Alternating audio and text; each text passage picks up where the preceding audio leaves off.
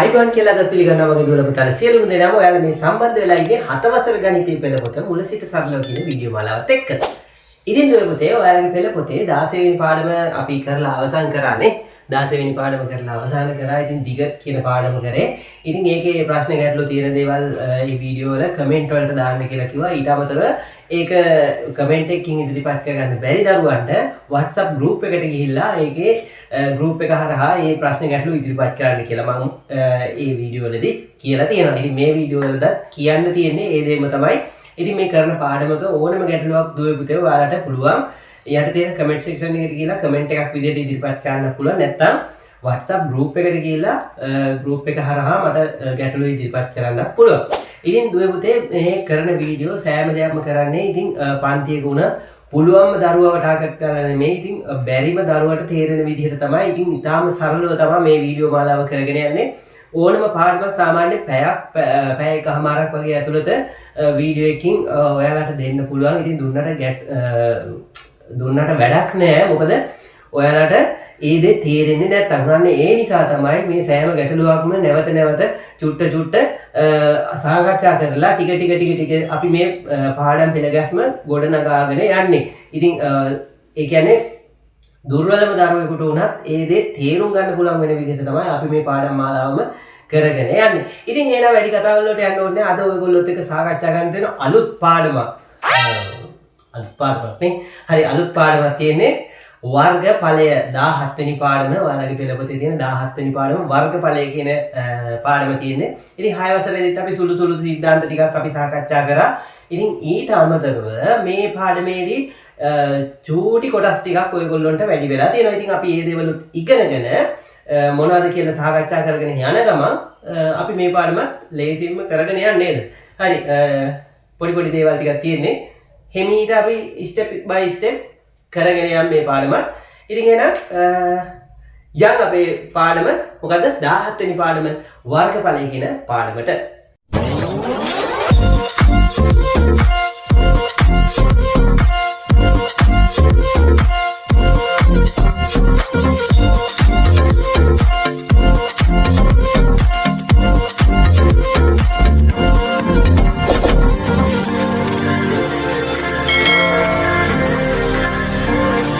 බලන්න දුවේ පුතේ සුපුරුදු පරිදි ඔයාලගේ පෙළපොතේ තියෙනවා මේ පාඩම අධ්‍යයනය කිරීමෙන් ඔයාලට ලැබෙන දේවල්. ඉතින් මේ පාඩම් 17ක් පුරාවට 16ක් පුරාවටම අපි කරගෙන ආපු දේවල් වල මේ පාඩම් ඉගෙන ගත්තාම ඔයාලට දෙන දේවල් කල්ැතෝ කියලා දීලා තියෙනවා. හරි. මොකද්ද මේ පාඩමෙනුත් බලමු අපිට මොනවද හම්බ වෙන්නේ කියලා බලමු. මොකක්ද තියෙන්නේ? වර්ගඵලය වලින්නේ ඒකක හඳුනා ගැනීමට. වර්ගඵලය වලින්නේ ඒකකය ඔයගොල්ලන්ට කියලා දුන්නා 6 වසරේදී වර්ග සෙන්ටිමීටර් ගැන නේද? හරි. ඊට අමතරව තව වර්ගඵලය වලින්නේ ඒකක ටිකක් තියෙනවා. ඒ ටික අපිට ඉගෙන ගන්න පුළුවන් මේ පාඩමේදී. තේරුණාද? හරි. සූත්‍ර භාවිතයෙන් සමචතුරාශ්‍රයක සහ ඍජුකෝණාශ්‍රයක වර්ගඵලයේ සෙවීමට. ළමයි ඕනම ඒ කියන්නේ ඔයාලට දෙන ඕනම රූපයක වර්ගඵලය හොයන්න පුළුවන්. තේරෙනවද? ඒක වෘත්තයක්ද, ෂඩාශ්‍රයක්ද, කොටුවක්ද, ත්‍රිකෝණයක්ද? ඒක ගැටලුවක් නෑ. නමුත් ඔයාලට මේ වසරේදී 7 වසරේදී ඔයාලට දීලා තියෙන්නේ සමචතුරාශ්‍රය සහ ඍජුකෝණාශ්‍රය කියන හැඩතල දෙකේ වර්ගඵලයේ සෙවීම පමණයි. පැහැදිලිද?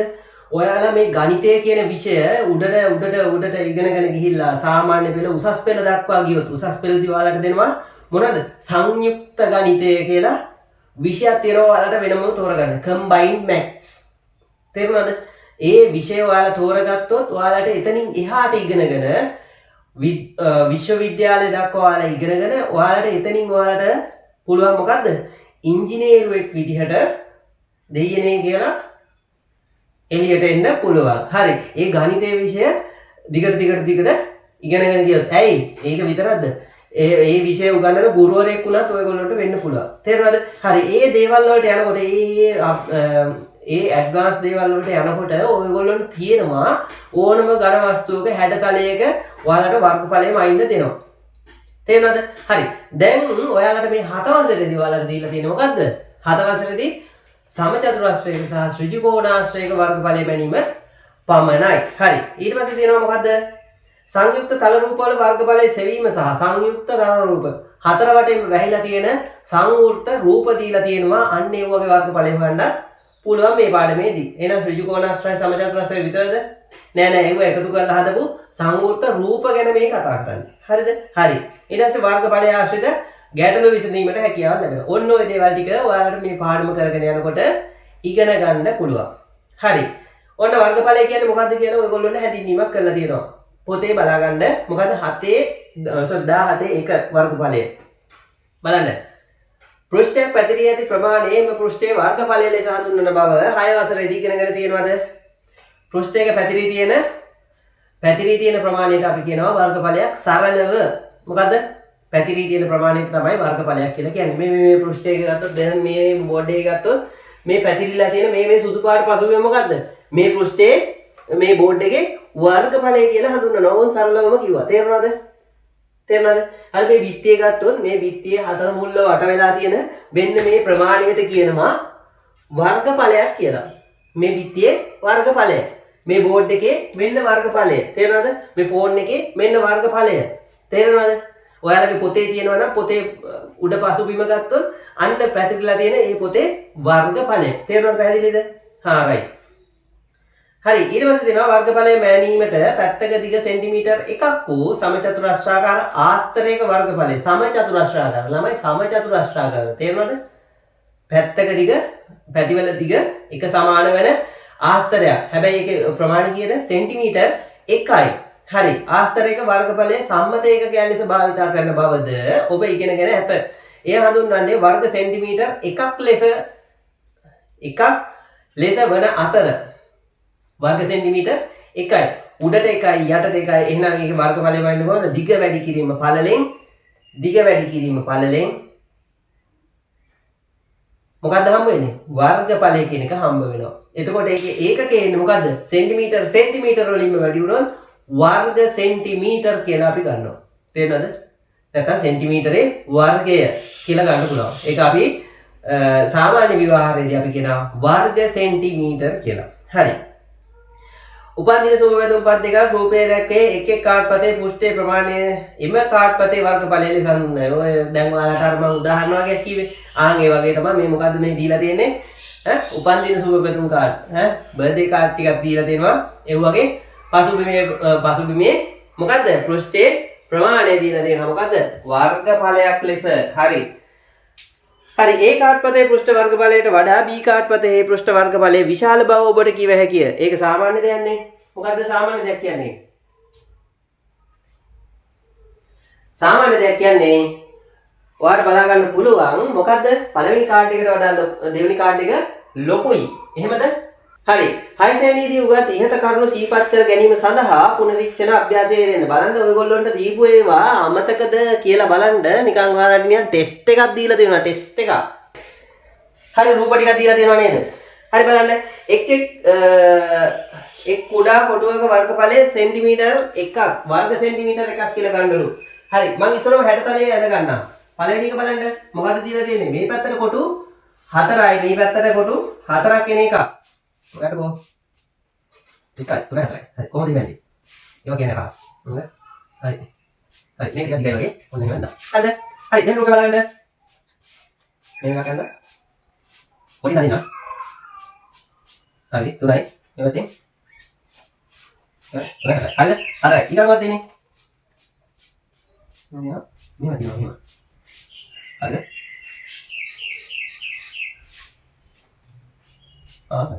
හරි කියනවා මෙන්න මේ එක කොටුවක් වර්ග සෙන්ටිමීටර් 1ක් කියලා සලකන්නලු. සෙන්ටිමීටර් එකක් නෙමෙයි වර්ග සෙන්ටිමීටර් එකක්. මේ බලන්න ඔයාලට ඉංගියක් දීලා තියෙන්නේ. මේ ඔය අගයන් හොයාගන්න ඔයාලට ඉංගියක් දීලා තියෙන්නේ. හරි. කොටු ගණන් කිරීමේ පාත එක් එක් රූපයේ වර්ගඵලය හොයන්න පුළුවන්. මේ වගේ කොටු කීයක් තියෙනවද බලන්න.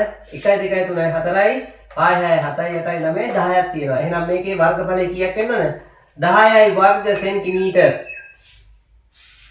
ලේසි නේද? හරි මේක බලන්න 1 2 3 4 5 6 7 8 9 10යි. එහෙනම් මෙයාගේ වර්ගඵලයේ වර්ග සෙන්ටිමීටර් 10යි කියලා අපි කියන්න පුළුවන්. බලන්න මෙයාගේ 1 2 3 4 5යි 6යි ගත්ත හැකි 6යි. එතකොට මෙයා හෝම මෙතන ගෙනින් තිබ්බොත් ඔන්න ඕම එකක් නේද? එහෙනම් කොටුවක් හැදෙනවද නැද්ද?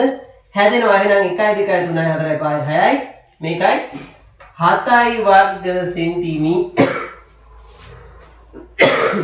වර්ග සෙන්ටිමීටර් කියලා එනවා. තේරුණාද? හරි. වර්ගඵලය මනින ඒකක. හරි. ඕක සුළු දෙයක් ඔයගොල්ලන්ට දීලා තිබ්බේ 6 වසරේදී අපිට කියලා දුන්නා මොනවද? ඕම ඔය විදිහට වර්ගඵලය මනින්න. නමුත් දැන් ඕක ඊට වඩා හාත්පසින්ම වෙනස් වෙනවා නේද? හාත්පසින්ම වෙනස් වෙන්නේ මොකද? ඔයගොල්ලෝ දැන් පොඩි අය නෙමෙයි කියලා කියනවා. හරි. හරි. එහෙම කියනවා නේද? හරි. 17 දෙක වර්ගඵලය මනින ඒකක. ඔන්න කියවගෙන යනකො විත්‍යා තාපයක් පන්ති කාමරයක බිමක්. මේ අපේ වගේ පන්ති කාමරයක බිමක් සහ මල් පාත්තියක් වැනි මතු පිටක් ඇති තල පෘෂ්ඨවල වර්ගඵලය මැනීමට වර්ග සෙන්ටිමීටර් එකක යන ඒකක ප්‍රමාණවත් නොවේ. ඇත්තනේ කතාව. දැන් හිතන්නකෝ ඔයාලගේ පන්ති කාමරේ ඔයාලගේ ඉස්කෝලේ හරිද? ඔයාලගේ පන්ති කාමරේ විත්‍යක් තියෙනවා. ඕක සෙන්ටිමීටර් වලින් මයින්ඩ් ගියොත් හෙට වෙයිනේ.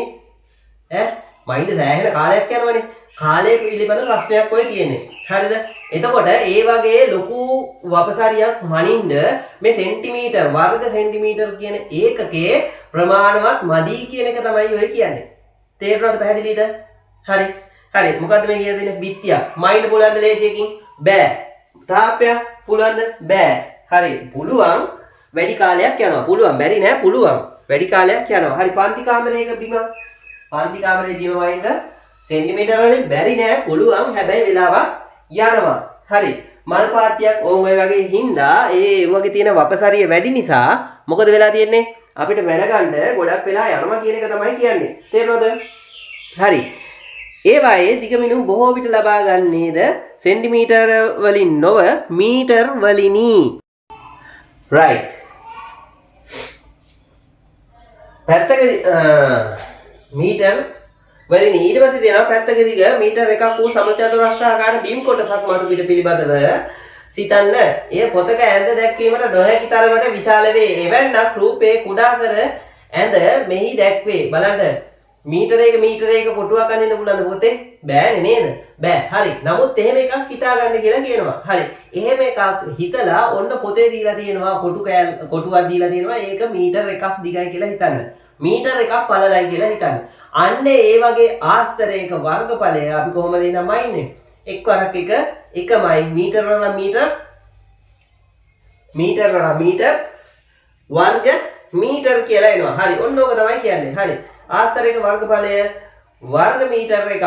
වර්ග මීටර එකකී වර්ග මීටර එක 1m වර්ගය කියලා ලියා දක්වනු ලැබේ. හරි සරලයි. අපිට හිතන්න තියෙන්නේ මොකද්ද? හරි අපිට මොකද හිතන්න තියෙන්නේ? හරි සෙන්ටිමීටර් ගුණ වුණා නම් මොකද්ද? වර්ග සෙන්ටිමීටර්. දැන් මීටර් ගුණ කරනවා මීටර් වලින්. එහෙනම් මොනවද? වර්ග මීටර්. මම තව එකක් ඔයාලට කියනවා. කිලෝමීටර් ගුණ කරනවා කිලෝමීටර් වලින්. එහෙනම් වර්ග කිලෝමීටර්. ළමයි ඔයගොල්ලෝ අහලා තියෙනවද ඔන්න ඔය කතාව? මොකද්ද? वर्ग किलोमीटर කියන එක ඔයාලා කොහෙද හරි අහලා තියෙනවද? वर्ग किलोमीटर. वर्ग किलोमीटर කියන එක ඔයගොල්ලන්ට සිතියම් අධ්‍යයනයේදී දීලා තියෙනවා. वर्ग किलोमीटर 50000ක භූමි ප්‍රමාණයක පැතිරී ඇති. නිකන් ඒ වගේ නිකන් අහලා නැද්ද? අහලා තියෙනව නේද? අන්න ඒ වගේ තමයි. හරි. ඔන්න ඔය කතාව කියනවා. හරි. ඔය වැඩි දෙයක් කිව්වේ මතකේ තියාගන්න. හරි. රූපයේ දැක්වෙන සමචතුරාර්ථාකාර බිම් කොටසේ මතු පිට වර්ගඵලය වර්ග මීටර එකකී වර්ග මීටර එකක පෘෂ්ඨ ප්‍රමාණය පිළිබඳ අවබෝධයක් ලබා ගැනීමට එක ක්‍රියාකාරකෙමිහි නිරත වන්න. හරි යන්න එහා පැත්තට. මොකද තියෙන්නේ? පතර පිටු කීපයක් කතුරක් මීටර කෝදුවක් හෝ ටේප් පටියක් ගම් ස්වල්පයක් සපයා ගන්න පතර පිටු සුදුසු පරිදි අලවා එයින් පැත්තක දිග මීටර එකක් වූ සමචතුරාර්ථාකාර කඩදාසියක් කපා වෙන් කරගන්න පැත්තක දිග सेंटीमीटर එකක් වූ සමචතුරාර්ථාකාර ආස්තරයට කපා ගන්න. කපාගත් එක්කේ සමචතුරාර්ථයේ වර්ගඵලය කීයද කපාගත් විශාල සමචතුරාර්ථයේ වර්ගඵලය කුඩා සමචතුරාර්ථයේ වර්ගඵලයෙන් කී ගුණයක්ද කිව හැකිද කියන එක තමයි ඔය අහන්නේ. හරි. එහෙනම් ඉතින් මෙහෙම එකක් අරගෙන මැනලා සෙන්ටිමීටර එකයි කොච්චරද?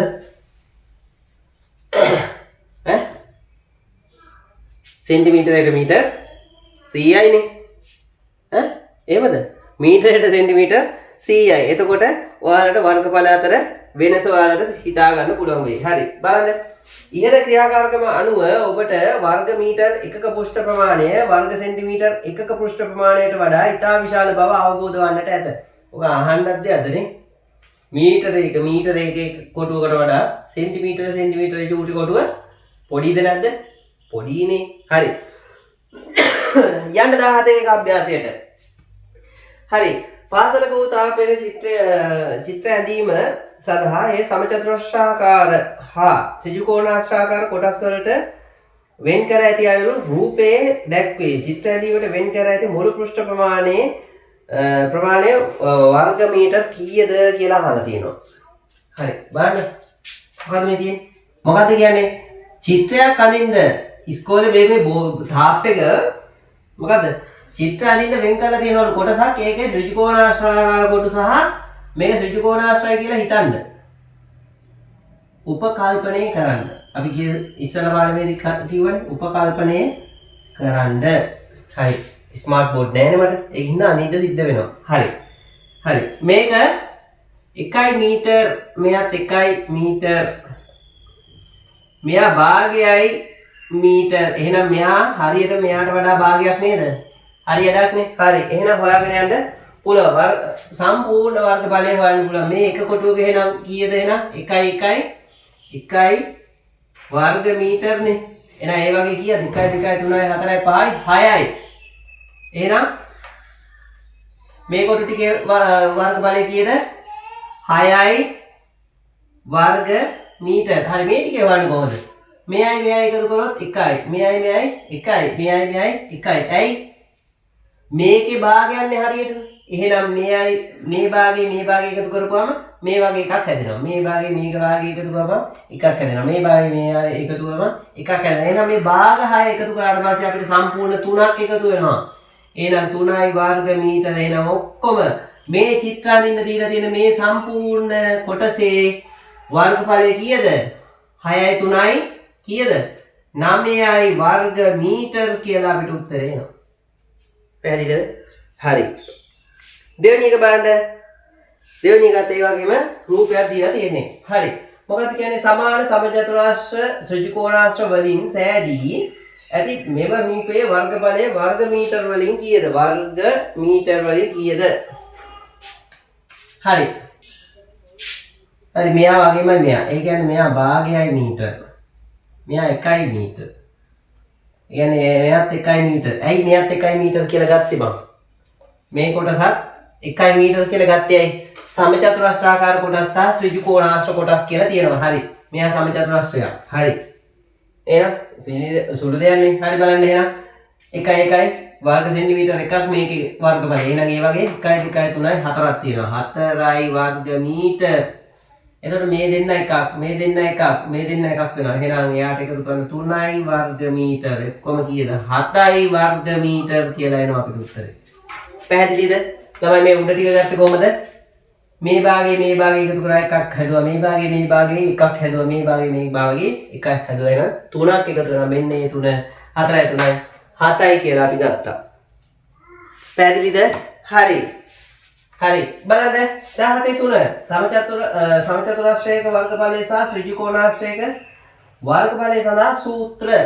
හරි. සූත්‍රයකුත් තියෙනවා. හරි. බලමු. මොකද කියන්නේ? රූපේ දැක්වෙන්නේ සෙන්ටිමීටර් 4ක් දිග සහ සෙන්ටිමීටර් 3ක් පළල ත්‍රිකෝණාශ්‍රාකාර ආස්තරයක වර්ගඵලය වර්ග මීටර් එකක් වන සමචතුරාශ්‍රාකාර ආස්තර වලට වෙන් කර ඇත. දිග 4යිලු පළල 3යි. හරි. දීලා තියෙනවා රූපේ. හරි. ඒක සම්පූර්ණ කරලා තියෙන්නේ වර්ග මීටර් එකක කොටුවක් තියෙන වර්ග මීටර් එකක වර්ගඵලයක් තියෙන කොටු වලින් කියලා කියනවා. ඔය යට දීලා තියෙන්නේ. හරි.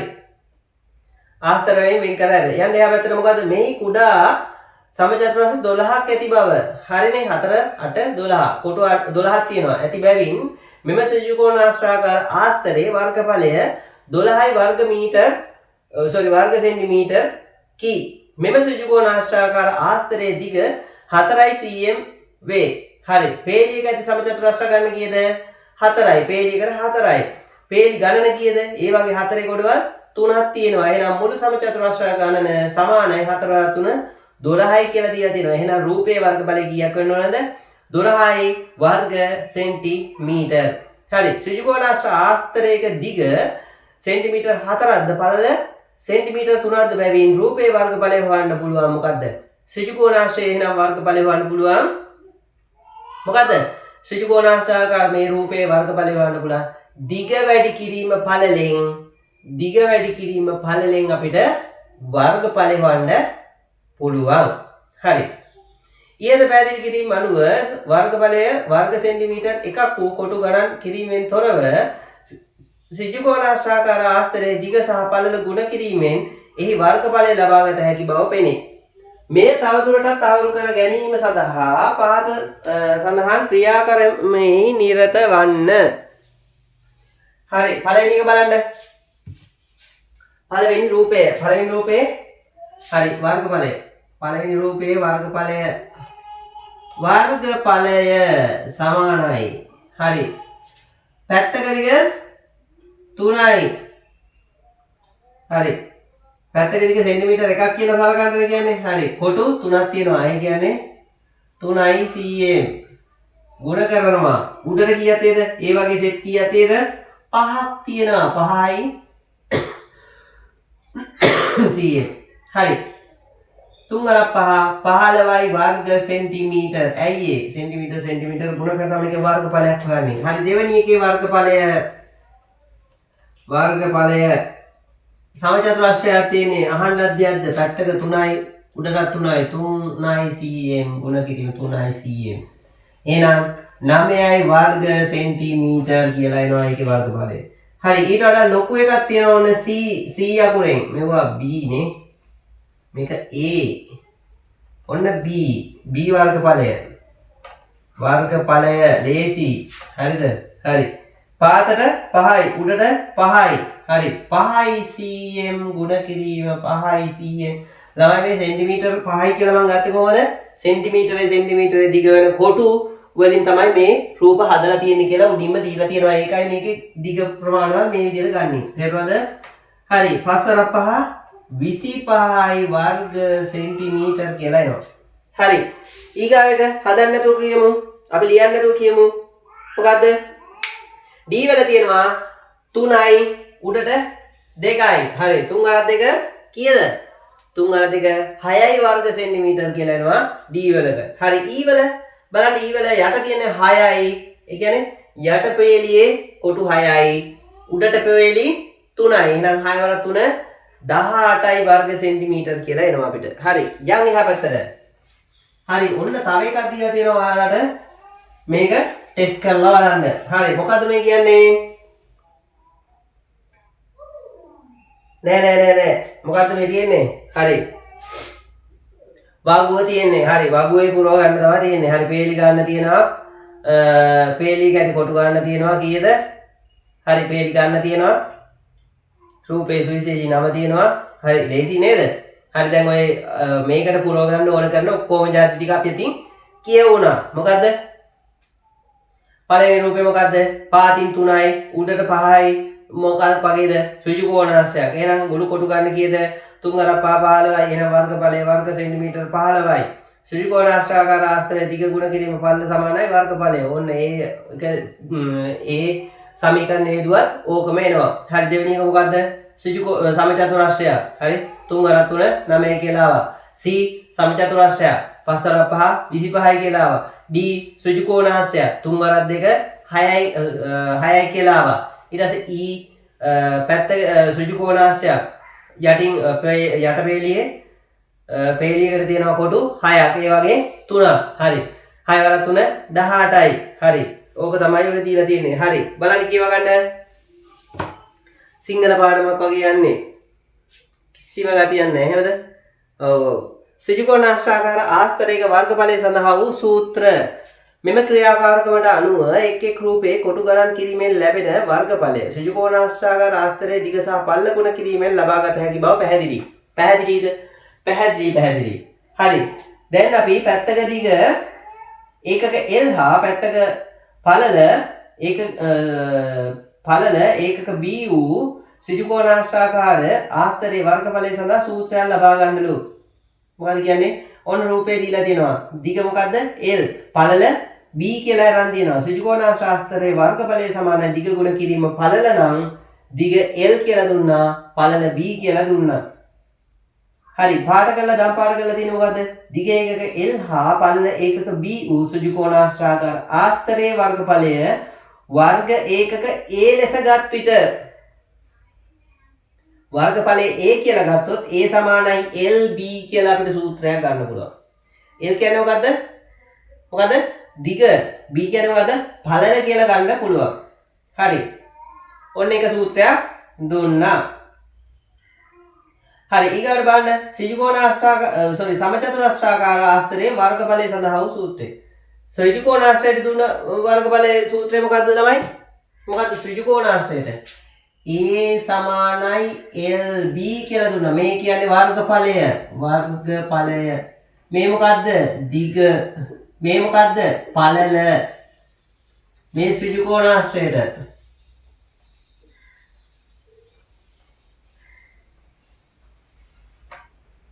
මේ මෙහෙම එකකට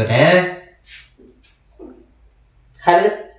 ඔන්න ඕක ඕම ඕක ලියාගෙන ගහගන්න ඔයාලගේ මේසේ ඉස්සරහින්. අමතක වෙනවා නම්. හරි. සමචතුරස්‍රාකාර ආශ්‍රයේ වර්ගඵලය සඳහා සූත්‍රය ඔන්න බලන්න. ඉහත පරිදිම පැත්තක දිග A ඒකක A වූ සමචතුරස්‍රාකාර ආස්තරයේ වර්ගඵලය සඳහා සූත්‍රයක් ලබා ගනිමු. සමචතුරස්‍රාකාර ආස්තරයේ වර්ගඵලය දිග ගුණ කිරීම පළල නම් දිග කීයද? A. පළල කීයද? ඒකත් A. එහෙනම් A වරක් A වර්ගය කියලා එනවා. සමචතුරස්‍රාකාර ආස්තරයේ වර්ගඵලය වර්ග ඒකක A කියලා ගන්නවා. පැත්තක දිග ඒකක A වූ සමචතුරස්‍රාකාර ආස්තරයේ වර්ගඵලය වර්ග ඒකක A ලෙස ගත් විට A සමානයි වර්ග A කියලා එනවා. සමචතුරස්‍රයට වර්ගඵලය A කියලා ගත්තොත් ඒකේ සූත්‍රය එනවා A වර්ගය කියලා එනවා. මේක එනවා ඍජුකෝණාශ්‍රයට, මේක එනවා සමචතුරස්‍රයට. හරි, යන් එහා පැත්තට. සෙන්ටිමීටර් 12යි පළල සෙන්ටිමීටර් 5ක් වූ ඍජුකෝණාශ්‍රාකාර බිත්ති සැරසිල්ලෙහි වර්ගඵලය සොයන්න. හරි, දීලා තියෙනවා දිග L සහ පළල B වූ ඍජුකෝණාශ්‍රයක වර්ගඵලය සමානයි LB දුන්නා. හරි, බිත්ති සැරසිල්ලේ වර්ගඵලය සමානයි 12 5. ඔන්න දීලා තියෙනවා. ඇයි? දිග 12යි පළල 5යි. හරි, 12 5 60යි කියලා දීලා තියෙනවා. නිදසුන දෙක. සමචතුරස්‍රාකාර රථගාලක පැත්තක දිග සෙන්ටිමීටර් 30යි. මීටර් 30යි. සමචතුරස්‍රාකාර රථගාලක පැත්තක දිග මීටර 30යිලු. එහි වර්ගඵලය සොයන්න. පැත්තක දිග A වූ සමචතුරස්‍රාකාරයක වර්ගඵලය සමානයි A වර්ග. හරි, A වර්ගය වෙනකොට අපි ආදේශ කර ගන්නවා කීයද? 30 30න් ගුණ වෙන්න ඕනේ. 30 වරක් 30. තේරුණාද? ඇයි ඒ වර්ගය කියලානේ තියෙන්නේ. ඒ වර්ගය කියන්නේ ඒ වගේ දෙකක්. හරි.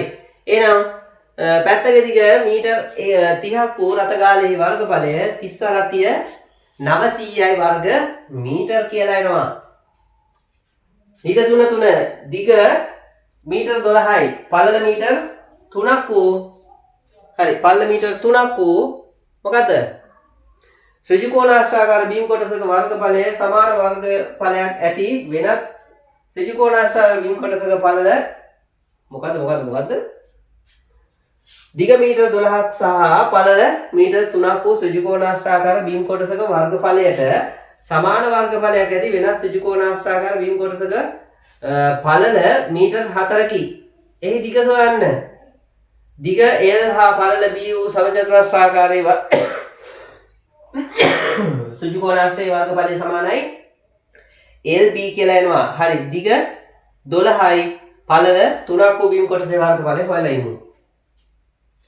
12 3 කීයද? 36යි කියලා එනවා. හරි, පළල 4ක් වූ බීම් කොටසේ දිග හොයන්නලු. හරි, දිග කොහොමද හොයන්නේ? වර්ගඵලය කියන එක 36ට සමාන වෙන්න ඕනේ. වර්ගඵලය කියන එක නා 36ට සමාන වෙන්න බෑ. මොකද්ද ඔය කියන්නේ? මේ පැත්ත 12යි, මේ පැත්ත 3යි. මෙයාගේ වර්ගඵලය 36යි වර්ග මීටර්නේ. හරි මේක සමාන වෙන්න ඕනලු මේ පැත්තක දිග මේ වගේ එකක් තියෙනවලු පැත්තක දිග 4යි පැත්තක දිග 4යි මීටර වල මේ දිග දන්නේ නැහැ මේකේ පළලත් මේකේ වර්ගඵලයත් මේකමලු මේකේ වර්ගඵලයත් මේකමයි නොවෙනස් කියලා තියෙනව නේද වර්ගඵලයට සමාන වර්ගඵලයක් මේ වර්ගඵලයට සමාන වර්ගඵලයක් තියෙන තව කොටසක් තියෙනවා නමුත් එයාගේ පැත්තක දිග 4යි මේ දිග හොයන්න කියනවා පැත්තක් 4යි නම් මේ පැත්තට කොච්චරද දෙන්නේ කියලා අහනවා හරි වර්ගඵලය a සමානයි lb නේ දැන් a දීලා තියෙනවා 36යි වර්ග මීටර සමානයි l දන්නේ b දන්නවා 4යි එහෙනම් 4 අනිත් පැත්තට ගියාම පස්සේ කීයද l සමානයි 36 බෙදීම 4යි එහෙනම් l සමානයි අපිට එනවා 9යි මීටර කියලා එනවා හරි 9යි මීටර කොහමද මේ මීටර කියන්නේ හලකුණාම 36 කියන්නේ වර්ග මීටරනේ මෙහා මීටර 1 මීටරට මීටර කෙනෙක් කැපුණාට පස්සේ තව මීටරයක් ඉතුරු එයා තමයි මෙතන දාන්නේ තේරුණාද ඒකක ගත්ත විදිය ඒකක ගන්න විදිය හරි ඔන්න ඕක තමයි දීලා තියෙන්නේ හරි සූත්‍ර භාවිතයෙන් මේ පහත ආකාරයට විසඳිය හැකිය සුජු කෝණාස්ථාකාර බිම් කොටස දිග L යයි සලකමු හරි A සමානයි LB 36 දෙනවා L ගුණ වරක් 4